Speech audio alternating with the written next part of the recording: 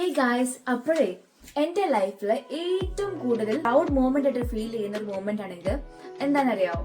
നമ്മൾ സാധാരണ നഴ്സിംഗ് അല്ലെങ്കിൽ മെഡിക്കൽ ഫീൽഡോ എന്താ നമ്മൾ ചൂസ് ചെയ്യുന്നത് ഒരു ജോലി കിട്ടാന് അല്ലെങ്കിൽ പുറത്തോട്ട് പോയി ഏൺ ചെയ്യാൻ അതിനൊക്കെ അല്ലേ.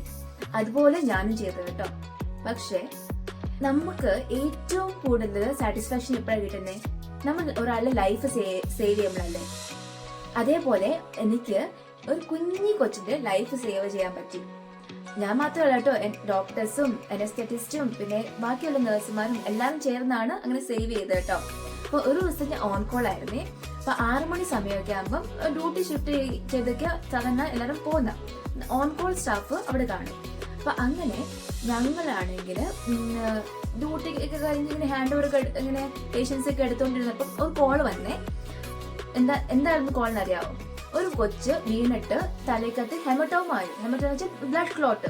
ആ ബ്ലഡ് ക്ലോട്ട് റിമൂവ് ചെയ്തില്ലെങ്കിൽ കൊച്ച് മരിച്ചു പോകും. ബിക്കോസ് ഞാനുള്ള ലിമറിക്കിലാണ്. ലിമറിക്കില് ഒരു ന്യൂറോ സ്പെഷ്യാലിറ്റി ഇല്ല കേട്ടോ, ബ്രെയിൻ സ്പെഷ്യാലിറ്റി ഇല്ല. അതുകൊണ്ട് കൊച്ചിനെ ഡബ്ലിൻ വരെ കൊണ്ടുപോകണം. അപ്പൊ ലിമറിക് ടു ഡബ്ലിന് 2.5 മണിക്കൂർ ട്രാവൽ ഉണ്ട്.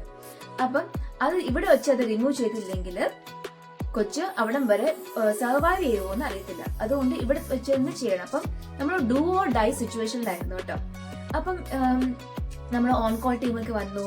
അപ്പം ഇവിടെ ന്യൂറോ സർജൻസ് ഇല്ല. അപ്പൊ ജനറൽ സർജൻസ് ആണ് വിളിച്ചു. അപ്പൊ ഡബ്ലിനിലുള്ള ന്യൂറോ സർജന് വീഡിയോ കോളിലാണ് ഈ പുള്ളി പറഞ്ഞു കൊടുക്കുന്നത് ഇങ്ങനെ ചെയ്യണം അങ്ങനെ ചെയ്യണമെന്ന്. ഓക്കെ, നമ്മളപ്പോ കൊച്ച് ഓടി വന്നു. വിളിച്ചു ഉടനെ ഒരു 5-10 മിനിറ്റ് കൂടെ കൊച്ചിനെ റഷ് ചെയ്ത് കൊണ്ടുവന്നു കേട്ടോ എമർജൻസി ഡിപ്പാർട്ട്മെന്റിന്.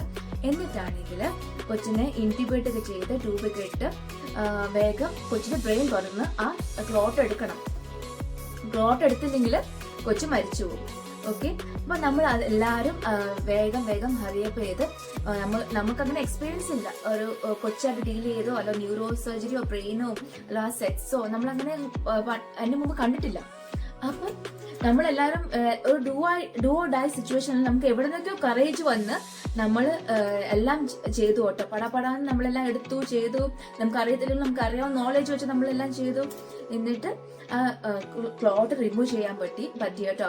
അത് ഇനി ക്ലോട്ട് റിമൂവ് ചെയ്ത് കഴിഞ്ഞ് കൊച്ചിന്റെ തലക്കകത്തൊരു പ്രഷർ കുറഞ്ഞു കഴിഞ്ഞപ്പം കൊച്ചിനെ അങ്ങോട്ട് ഡബ്ല്യൂനോട്ട് ട്രാൻസ്ഫർ ചെയ്തു നമ്മുടെ ആംബുലൻസ് വെച്ച്.